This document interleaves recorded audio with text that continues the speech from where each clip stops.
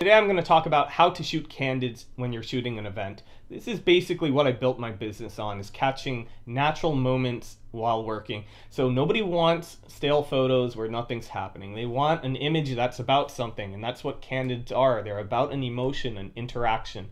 And there's a lot of tips and tricks I have for capturing that. But first I want to thank today's sponsor, as well as every sponsor of every video I've done, Mick's mom. Mick's mom, loving Mick since 1995. And if you think you look a little bit older than someone who was born in 1995, you're right. Number one is to think about how you're moving as a photographer. Photography should be a full body experience. If you're just thinking about it cerebrally and you're only thinking about technique and you're memorizing all that, and you should, you're kind of limiting yourself. You should start thinking about it as a full body experience. Think about how you move. Think about how you hold your camera. Everything.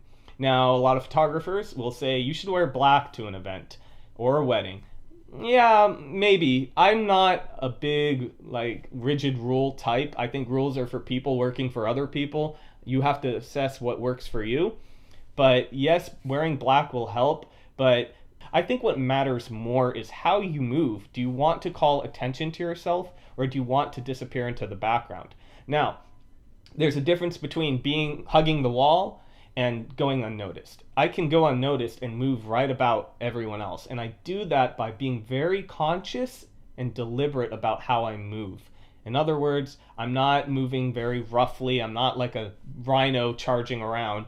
I'm just kind of casually walking. I'm flowing, really. It's flow.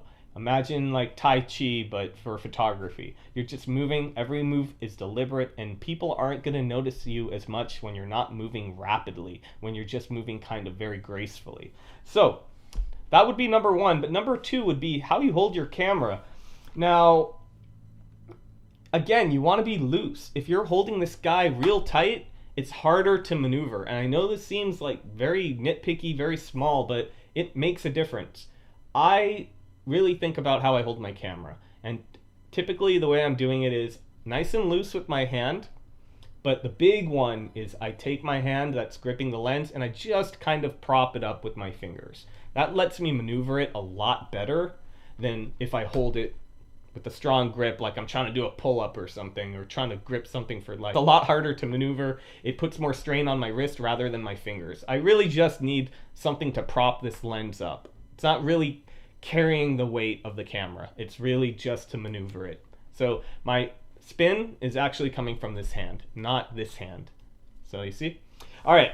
Next is wait for the pause. In another video, I talked about how if you can actually predict a smile by reading someone's eyes, and the key is when you know they're going to smile, you just wait for that pause, because they're going to have a pause where they look at the other person and they smile. It's almost like they're looking for a confirmation, and that's their moment to connect, I think, in between sentences. So you want to look for that. Sometimes you're not able to predict when someone's going to stop speaking, so you have to listen for their pause. I do this a lot when you have a guest speaker, maybe someone receiving an award, that kind of thing, and they're not necessarily going to smile in the pause, and I'm kind of monitoring a lot at once. And so what I do is I listen to the speech, and I know when the sentence will end, and I do a burst. I try not to do burst shots. I try to really predict, but sometimes you're just not able to. Maybe you're a little lazier. Maybe there's sensory overload. It could be a lot of things. So that's going to be it for today. I have a lot more tips, but I think that it would be a very long video if I put them all in one. So I'll have more tips coming up soon. If you made it this far, like, subscribe. You can be my second follower after my mom, who's my only subscriber at the moment. And I'll see you guys soon.